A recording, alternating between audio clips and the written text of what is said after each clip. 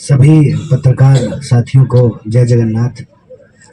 जैसा कि जयराम जी ने बताया कि हमारी यात्रा विभिन्न राज्यों से होते हुए उड़ीसा की महान भूमि पर पहुंची है। और यह जो भारत जोड़ो न्याय यात्रा है, पिछला जो भारत जोड़ो यात्रा हुआ था उसके दौरान जो देश के लाखों करोड़ों लोग राहुल जी से मिले, हम भारत यात्रियों से मिले, उन्होंने जो अपना दर्द साझा किया, उनके मन की बात सुनने के बाद हमारी पार्टी को, हमारे नेता को ये लगता है कि इस देश में अन्याय को समाप्त किए बिना, न्याय की स्थापना किए बिना देश को शक्ति नहीं मिलेगी, देश शक्तिशाली नहीं होगा। और देश का मतलब देश के 140 करोड़ लोग।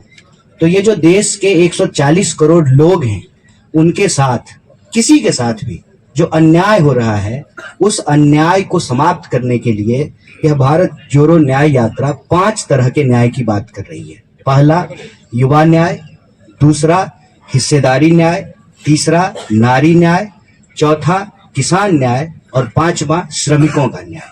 ये 5 प्रकार के न्याय से इस देश के जो 140 करोड़ लोग हैं, उनमें से किसी भी व्यक्ति के साथ अगर कुछ अन्याय हो रहा हो तो हम न्याय उनको दिला सकें, न्याय को स्थापित कर सकें, इसी संकल्प को लेकर के यात्रा चल रही है।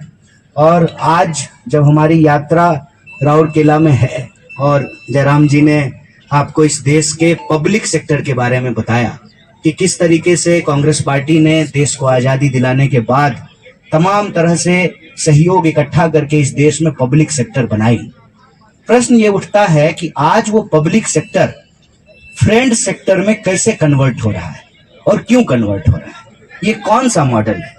पब्लिक सेक्टर को प्रधानमंत्री जी नरेंद्र मोदी जी फ्रेंड सेक्टर में तब्दील कर रहे हैं और उनकी इस पकौड़ानॉमिक्स के चलते, ये जो पकौड़ा तलने वाली जो इकोनॉमिक्स है, उसके चलते आज देश में कमर तोड़ महंगाई और जबरदस्त बेरोजगारी है। और ये आंकड़ा आप सब लोगों से छुपा हुआ नहीं है कि 45 साल में देश में सबसे ज्यादा बेरोजगारी है।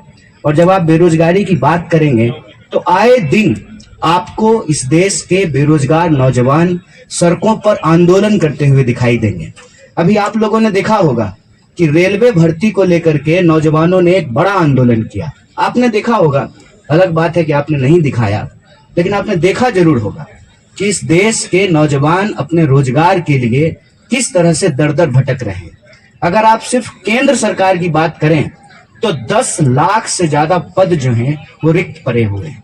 प्रधानमंत्री जी इन पदों को भरने की कोई कोशिश नहीं करते हैं। उल्टे प्रधानमंत्री जी कहते हैं कि आप पकौड़ा बनाइए, मतलब वो इस देश के नौजवानों को उल्लू बनाएंगे और नौजवानों को कहेंगे कि आप पकौड़ा बनाइए। इसके पीछे मनसा क्या है? मनसा देखिए बिल्कुल साफ है, वो अपने दोस्तों की मदद करना चाहते हैं और दोस्त जो हैं उनके, वो पब्लिक सेक्टर को फ्रेंड सेक्टर में तब्दील कर रहे हैं। अपना जो है, जो पब्लिक की संपत्ति है, वो अब निजी संपत्ति में कन्वर्ट हो रही है, बदल रही है। और इस मॉडल के चलते ये हो रहा है कि धीरे धीरे सरकारी नौकरियां खत्म की जा रही है। मतलब बिल्कुल सीधा है, न रहेगा बांस, न बजेगी बांसुरी, ना रहेगा पब्लिक सेक्टर, ना देनी पड़ेगी सरकारी नौकरी। सरकारी नौकरी नहीं देना पड़ेगा तो देश के आम नौजवानों को कोई सुरक्षा नहीं मिलेगी। मतलब इस देश के सांसद को पेंशन मिलेगा, आवास मिलेगा, टेलीफोन का बिल मिलेगा, हवाई जहाज ट्रेन पर चढ़ने का किराया मिलेगा, लेकिन इस देश के जो आम नौजवान हैं, आम परिवार के नौजवान हैं, उनको नौकरियां नहीं मिलेगी। और यह जो बेरोजगारी का दंश है, यह जो बेरोजगारी बेकारी जो एक बीमारी बन गई है, इसके चलते आज नौजवानों को आत्महत्या करनी पड़ रही है।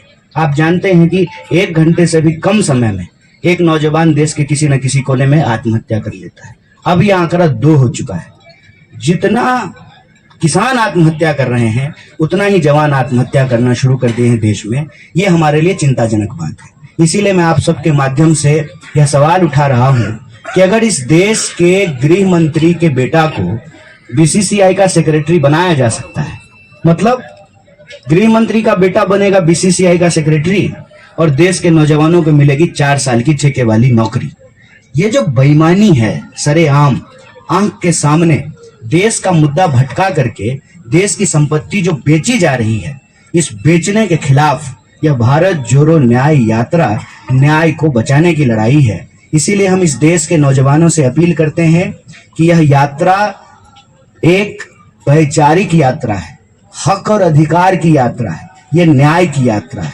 अगर आप महसूस करते हैं कि आपको आपकी योग्यता के हिसाब से काम नहीं मिल रहा है, क्योंकि आपके परिवार के लोग राजनीति में नहीं हैं, आपके परिवार के लोग प्रधानमंत्री के दोस्त नहीं हैं, तो आपको अपने हक और अधिकार के लिए संघर्ष करना पड़ेगा। और इस भारत जोड़ो न्याय यात्रा से जुड़ करके आपको भारत जोड़ो न्याय यात्रा में शामिल होना चाहिए और देश में अन्याय के खिलाफ न्याय योद्धा बनना चाहिए।